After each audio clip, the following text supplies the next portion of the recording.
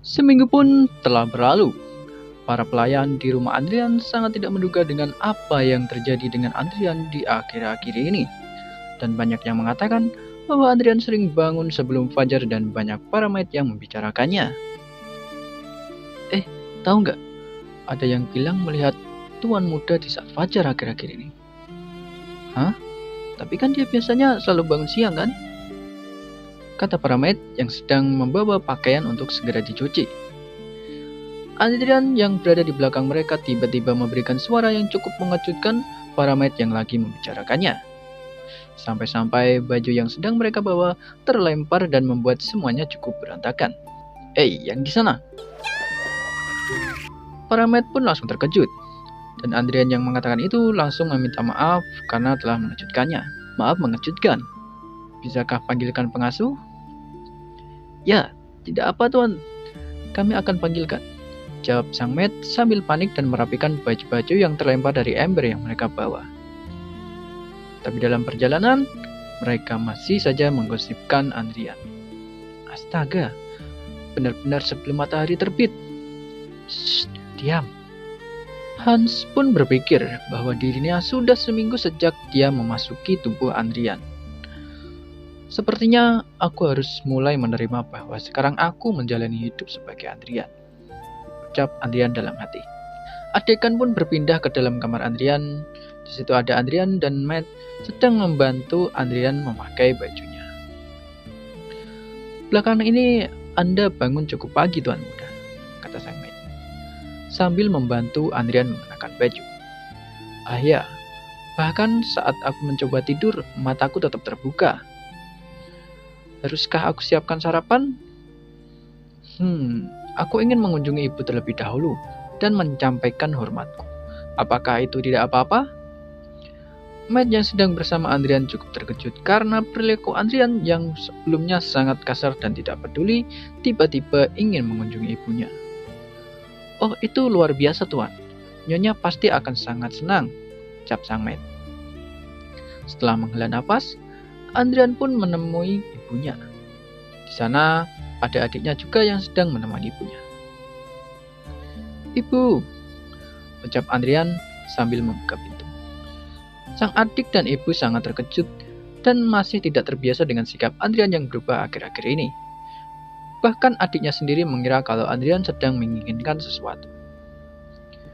Dan di sini kita diperkenalkan yaitu ibu Adrian yang bernama Owen von Calista dan adiknya yang bernama Regina von Calista. Sang adik yang sedang duduk di ranjang berkata, "Kakak, ada keperluan apa datang jam segini?" Sang ibu pun menegur adiknya, "Sayang, apa yang kau bicarakan?" Bukan. Aku juga senang melihatnya," kata sang adik. "Masuklah Adrian. Pagi yang indah bukan?" Sang ibu yang menyambut Adrian datang ke kamarnya. Owen von Calista. 3 tahun lalu, setelah sang Count meninggal secara tiba-tiba, itu membuat sang Countess sangat shock dan akhirnya terbaring lemas di kasur. Dan adik Adrian, yang hanya 1 tahun lebih muda, adalah satu-satunya yang tersisa dari keluarga. Meskipun terletak jauh dari wilayah kekaisaran Rosenborg, wilayah Count Calista adalah keluarga bangsawan yang mempertahankan kekayaan dan kehormatannya, dengan wilayah yang luas dan panjang.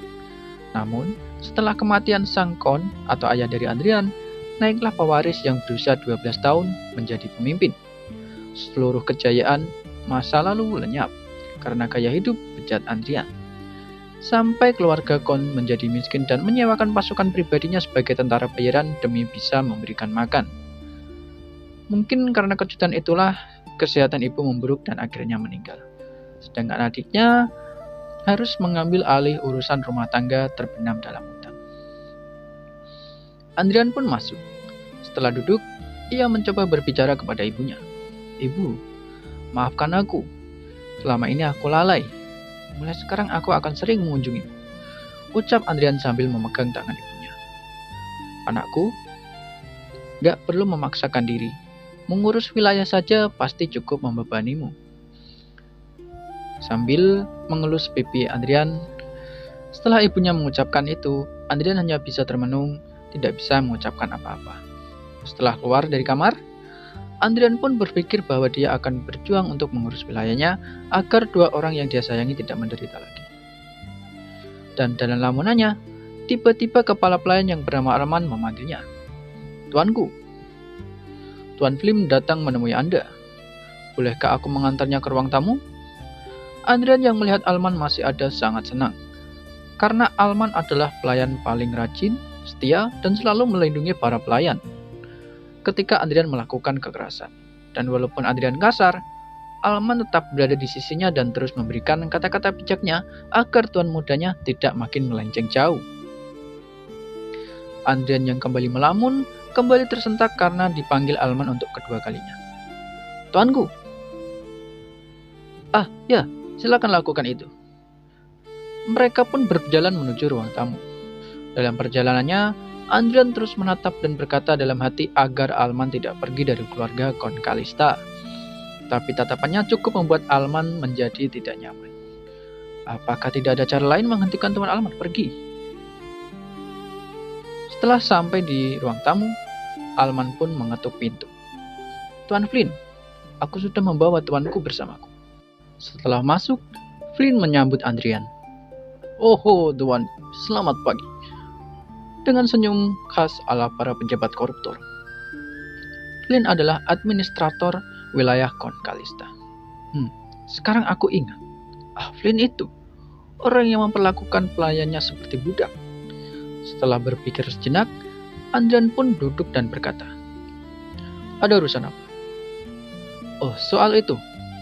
Setelah melirik ke pintu, Flynn berbisik kepada Andrian. "Seperti yang sudah disebutkan sebelumnya, pengganti yang cocok sudah disiapkan. Sekarang, haruskah kita memberhentikan Alman yang malang itu?" Andrian pun sangat terkejut. Ia tidak menduga hal ini sebelumnya. Andrian pun berkata, "Apa?" Dalam terkejutnya, Flynn langsung memotongnya. "Penggantinya bernama Said. Dia sangat kompeten dan sudah kuanggap seperti saudara." "Tunggu sebentar, Flynn. Tunggu dulu. Maaf mengganggu. Tapi apakah benar bilang akan memecat Alman?"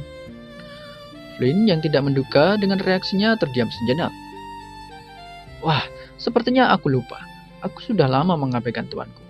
Aku tahu itu dengan baik tanpa harus diberitahu." Andrian hanya terdiam, tidak mengerti apa yang dia maksud.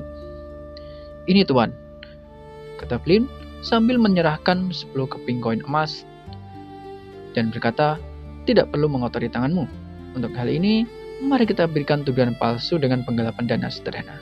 Akan aku siapkan dokumennya untuk." Andrian yang sedang memegang koin itu pun cukup terkejut dan tidak menyangka bahwa dirinya sedang disuap. Andrian pun berpikir 10 koin emas adalah pengeluaran bulanan bagi rakyat biasa. Ini saja cukup untuk biaya hidup 20 bulan. Sedangkan Flynn sebagai administrator hanya digaji kecil dan tidak memiliki hasil sampingan. Dengan kata lain, 10 emas ini yang berada di tanganku ini adalah uang yang dia curi dari rakyat. Ternyata mundurnya Tuan Alman dulu itu karena tuduhan palsu ini. Semua orang tahu itu dan aku terlalu muda untuk mengetahuinya. Akal dan ingatanku lebih kacau dari yang aku kira. Flynn yang melihat Andrian hanya terdiam cukup gelisah. Dan tiba-tiba Andrian memanggil Oswald. "Oswald, kau di sana?" "Ya, tuanku." "Apa yang kubutuhkan?" Flynn dalam hati berkata, "Oswald, pengawal kesatria." Dengan perintahnya Andrian menyuruh untuk menangkap Flynn. "Tangkap Flynn.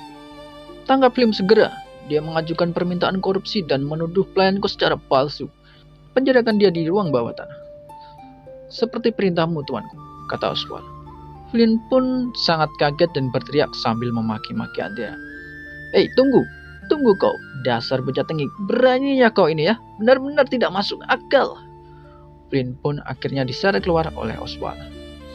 Dalam hati, Andrian berkata, "Aku belum tahu kenapa bisa berada di tubuh ini. Tapi mengetahui penderitaan yang ditimbulkan oleh pemilik tubuh ini sebelumnya, aku enggak bisa diam saja dan tidak bisa membiarkan semuanya berlalu." Sambil meneguhkan keyakinannya agar dia bisa menjaga wilayahnya ini. Flynn yang sedang dibawa oleh pengawal kesatria masih mendengus dan mengeluh. "Oi, jangan kasar-kasar dong," kata Flynn. Tapi sang kesatria Oswald langsung menjawabnya. Jalan lurus, dasar babi. Kau bahkan tidak tahu apa salah, ucap Oswald. Blim dalam hati berkata, bocah kurang ajar. Berani-beraninya dia bersikap so angkuh. Padahal hanya tinggal wanita yang sakit-sakitan dan 2 bocah. Dan yang paling bodoh adalah bocah itu sendiri yang gampang dimanipulasi.